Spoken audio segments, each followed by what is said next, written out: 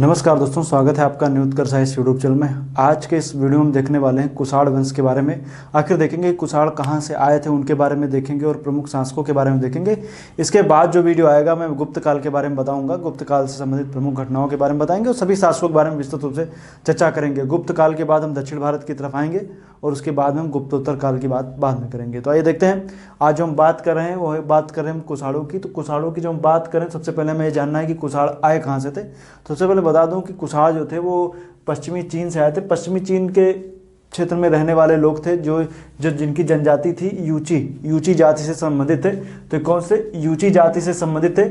आगे चल करके पश्चिमी चीन से ये दो भागों में क्या हो जाते हैं, डिवाइड हो जाते हैं। एक शाखा चली जाती है पश्चिम की ओर। पश्चिम की ओर जो शाखा आती है उसको बोलते हैं तायूची, और एक उत्तर की ओर चली जाती है। उत्तर वाले को हमें नहीं जानना है, पश्चिम की ओर जो आती है उसको जानना है, वो है तायूची। तायूची से आकर के बैक्ट्रिया के आसपास के क्षेत्र अर्थात अफगानिस्तान का और मध्य एशिया के आसपास के क्षेत्रों में वो आकर के यहीं पर बैक्ट्रिया में ये बस जाते हैं। बैक्ट्रिया में फिर इनका 5 भागों में विभाजन होता है। 5 भागों में विभाजन होता है और 5 भागों को तो हमें नहीं जानना है, लेकिन हमें इतना जानना है 5 भागों में एक शाखा जो थी वो भारत की ओर आती है, जिसको बोलते हैं कोई चाउ आंग। कोई चाउ आंग जो है उसी को हम कुषाण कहते हैं। तो आखिर जो बैक्ट्रिया से जो भारत की तरफ आई, अर्थात बैक्ट्रिया से भारत में आने वाले जो कुषाण थे उनको किस नाम से जाना जाता है, कोई चाउ आंग के नाम से जाना जाता है। तो इसको याद रखिएगा, कोई चाउ आंग कौन थे, कुषाण थे। इंपॉर्टेंट नहीं है वैसे, लेकिन आप याद रख सकते हैं। लेकिन हाँ, कुषाण किस तरफ से आए थे, अफगानिस्तान के साइड से आए थे और यहाँ के आसपास के क्षेत्रों में रहने वाले शकों को पराजित भी किया था। और शकों को पराजित करने के बाद में वो अपना सत्ता जो है आप देखेंगे तो इस क्षेत्र में पूरी फैला लिए थे। नीचे वाला जो था वो ये पश्चिमी क्षत्रप का एरिया था। इसमें इस क्षेत्र को छोड़ करके इस वाले क्षेत्र में नहीं थे, बाकी के ऊपर के एरिया में देखेंगे तो ये सभी क्या था, ये कुषाणों के अधीन था। ऊपर मैंने बताया था उत्तरी क्षत्रप था। उत्तरी क्षत्रप को आगे चल करके हराया जाता है और वो धीरे धीरे क्या हो जाता है, समाप्त हो जाता है। तो उसी तरीके से यहाँ पर दक्षिणी क्षत्रप थोड़ा सा कह सकते हैं शक्तिशाली था, उसको समाप्त होने में थोड़ा टाइम लगेगा। लेकिन इस वाले एरिया में जो आप देखेंगे तो ये कुषाणों का एरिया, जो मैप दिख रहा है आपको, ये वाला एरिया ये कुषाणों के अधीन था। अब आइए देखते हैं कुषाणों की जब हम बात कर रहे हैं तो कुषाणों की बात करेंगे। जैसे मैंने बताया कुषाण जो थे चीन की यूची जाति से संबंधित थे। अच्छा, चीन की यूची जाति की एक शाखा थे। इसका जो प्रथम शासक है कुषाणों का, उसका नाम है कुजुल कटफिसेस। कुजुल कटफिसेस जो था ये कुषाण वंश का संस्थापक था। इसकी जो ड्यूरेशन है 15 ईस्वी से 65 ईस्वी तक है और इसकी उपाधि राजा की थी, अर्थात बांग की उपाधि थी। बांग जो है वो राजा से समकक्ष बताया गया, अर्थात बांग का अर्थ जो था वो राजा था, अर्थात इसकी उपाधि जो थी बांग थी। बांग का मतलब राजा है। तो अर्थात कुजुल कटफिसेस ने राजा की उपाधि धारण की थी कि नहीं की थी, तो की थी। अब हम नेक्स्ट में देखेंगे आता है विम कटफिसेस। तो विम कटफिसेस जो है इसकी ड्यूरेशन 65 से 78 ईस्वी तक है और इसको भारत में कुषाण सत्ता का संस्थापक बोला जाता है। तो भारत में कुषाण सत्ता का संस्थापक कौन है, तो वो है विम कटफिसेस है। और इसको और हम देखेंगे तो इसके भारतीय इतिहास का प्रथम शासक था जिसने स्वर्ण मुद्राएं जारी की थी। ये भी इंपॉर्टेंट है, याद रखिएगा, स्वर्ण मुद्राएं इसने जारी की थी और मुद्राओं पर इसे महाराजाधिराज सर्वलोकेश्वर महेश्वर कहा जाता है। तो इसे लगता है कि शैव मतानुयायी था, अर्थात शैव धर्म को मानता था। तो सर्वलोकेश्वर महेश्वर महाराजाधिराज इसको बोला गया है मुद्राओं पर इसकी। इसके बाद में शासक बनेगा कनिष्क। कनिष्क की ड्यूरेशन 78 से 101 ईस्वी। उपाधि देवपुत्र है। उपाधि क्या है, देवपुत्र है और इसकी राजधानी पेशावर और मथुरा थी। तो मुख्य केंद्र मथुरा था, बाकी पेशावर भी इसकी राजधानी थी, याद रखिएगा। और इसके पहली बात तो कुषाण वंश का सबसे महान शासक है। इसका राजारोहण 78 ईस्वी में होता है और इसी टाइम पे शक संवत चलता है। लेकिन शक संवत जारी कुषाणों ने किया था, लेकिन आगे चल करके इसको सबसे ज़्यादा प्रयोग जो है वो शक करते हैं, इसलिए एक संवत ही कहलाता है, शक संवत। लेकिन इसको शुरुआत जो थी वो किसने की थी, कुषाणों ने की थी। कुषाण में कनिष्क ने की थी।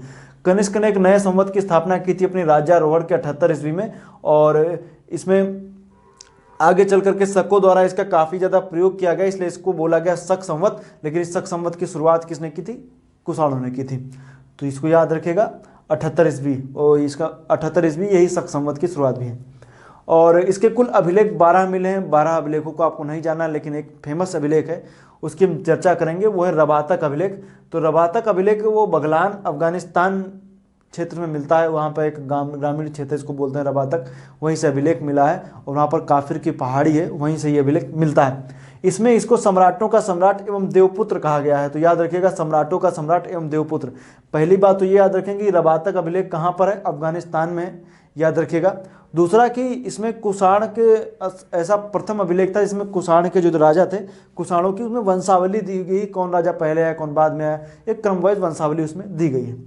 मुद्राओं की बात करेंगे तो कनिष्क काल की इंपॉर्टेंट है कि स्वर्ण मुद्राओं पर प्रभामंडल युक्त गौतम बुद्ध की प्रतिमा का अंकन है। गौतम बुद्ध की प्रतिमा खड़ी हुई है, उसमें गौतम बुद्ध लिखा हुआ, उनका अंकन इसमें मिलता है। अब प्रभामंडल क्या होता है, जैसे आप कोई देवता देखते होंगे तो देवताओं के पीछे क्या होता है, एक देखे होंगे कि सूर्य के जैसा या चक्र के जैसा गोल गोल घूमता रहता है, उसको बोलते हैं प्रभामंडल। तो ये सबसे पहले प्रभामंडल वगैरह देखेंगे तो देवताओं पर, तो इस गौतम बुद्ध पर तो इसी के काल मिलता है। स्वर्ण मुद्राओं पर प्रभामंडल युक्त गौतम बुद्ध की प्रतिमा है, उसमें गौतम बुद्ध जो है वो अंकित भी है, लिखा भी है। और ताम्र मुद्राओं पर जब हम देखेंगे, तांबे की मुद्राओं पर, तो हमें वो शाक्य मुनि बुद्ध का अंकन हमें देखने को मिलता है, अर्थात शाक्य मुनि बुद्ध का अंकन हमें ताम्र मुद्राओं पर मिलता है। वैसे ये जो शाक्य मुनि बुद्ध है, ये लिखा जो है वो यूनानी भाषा में लिखा हुआ है, लेकिन अब उसका अर्थ शाक्य मुनि बुद्ध है ये। तो मुद्राओं की बात मैंने बताई, स्वर्ण मुद्रा और ताम्र मुद्रा। अब आइए देखते हैं इसके काल में चतुर्थ बौद्ध संगीति भी हुई थी। चतुर्थ बौद्ध संगीति की बात करेंगे तो आयोजन जो था वो कुंडलवन कश्मीर में हुआ था। राजा जो थे इस टाइम पे कनिष्क थे, अध्यक्षता जो किया है वह सुमित्र ने किया है, उपाध्यक्ष या मुख्य अतिथि जो है वो अश्वघोष हैं, याद रखिएगा, इंपॉर्टेंट है। इनके बाद में शासकों की बात करेंगे तो उसमें शासक आते हैं वासिष्ठ हैं, हविष्ठ हैं, फिर वासुदेव सेकंड जो है वो अंतिम शासक हैं, वो इंपॉर्टेंट है। वासुदेव सेकंड जो है वो इसके अंतिम शासक हैं। बीच में हविष्ठ के बीच में और भी कई सारे शासक मिले, कनिष्क थर्ड और वासुदेव फर्स्ट, वासुदेव द्वितीय, तो इन सब है लेकिन ज़्यादा इंपॉर्टेंट है नहीं, बस इतना याद है कि वासुदेव द्वितीय वो अंतिम शासक है। कुछ इंपॉर्टेंट लाइनें हैं जिनको याद रखना है, तो आइए देखते हैं कुछ इंपॉर्टेंट लाइनों में बात करेंगे। तो कुषाणों ने सर्वप्रथम शुद्ध स्वर्ण मुद्राएं जारी की थी, मोस्ट इंपॉर्टेंट। शुद्ध स्वर्ण मुद्राएं सबसे पहले किसने जारी की, तो कुषाणों ने जारी की, और सर्वाधिक जो है वो गुप्तों ने जारी की। सर्वाधिक मात्रा में ताम्र मुद्राएं भी किसने जारी की, तो कुषाणों ने जारी की, कुषाणों ने जारी की। द्वैध शासन की शुरुआत किसने की, तो कुषाणों ने की। द्वैध शासन की शुरुआत कुषाणों ने की। इसी काल में पार्थियन या पहलो हमें भी मिलते हैं, जो हम देखेंगे इसी बाह्य आक्रांता के रूप में आते हैं, ईरान से आए थे। उनके ज़्यादा इंपॉर्टेंट तो नहीं है लेकिन थोड़ा सा इंपॉर्टेंट एक दो लाइनें हैं, उनको आइए देख लेते हैं। तो पार्थियो या पहलो हैं जो ईरान से भारत आए थे, जिसका संस्थापक जो है या वास्तविक संस्थापक मेथ्रेडस फर्स्ट को नाम माना जाता है। तो मेथ्रेडस फर्स्ट जो है वो पार्थियो या पहलो का वो प्रथम संस्थापक माना जाता है। इसके बाद में कई शासक होते हैं जिनमें एक शासक आता है गोंडो फर्नीज। तो गोंडो फर्नीज इंपॉर्टेंट है। गोंडो फर्नीज जो है ये काफ़ी इंपॉर्टेंट है और कहते हैं सबसे शक्तिशाली पहलो राजा था। सबसे शक्तिशाली क्या था, पहलो राजा था। इसके काल में ये मोस्ट इंपॉर्टेंट है, यही प्रश्न आता है। इसके काल में ईसाई धर्म प्रचारक सेंट थॉमस मिलता है जो भारत आए थे।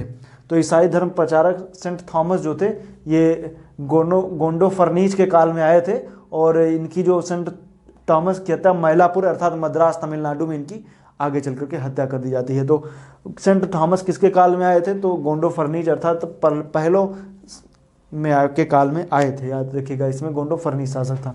तो ये रहा मैप आप बनाइए और हल्की सी जानकारी भी इकट्ठा रखिए, और थोड़ा सा रबाता का अभिलेख भी आप देख लीजिए किसका है, और विम कटफिसेस कुजुल कटफिसेस किसने स्थापना की वो देख लीजिए, और सब सर्वाधिक स्वर्ण मुद्राएं किसने जारी की, गुप्तों ने, लेकिन सबसे शुद्ध जो जारी की वो कुषाणों ने जारी की।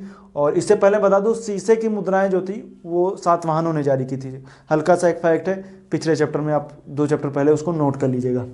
और द्वैत शासन की शुरुआत कुषाणों ने की थी। तो ये चीज़ें ही इंपॉर्टेंट चीज़ जो मैंने बताई आपको, इनको नोट कीजिए, परीक्षा में इससे रिलेटेड प्रश्न आपको जरूर मिलेंगे।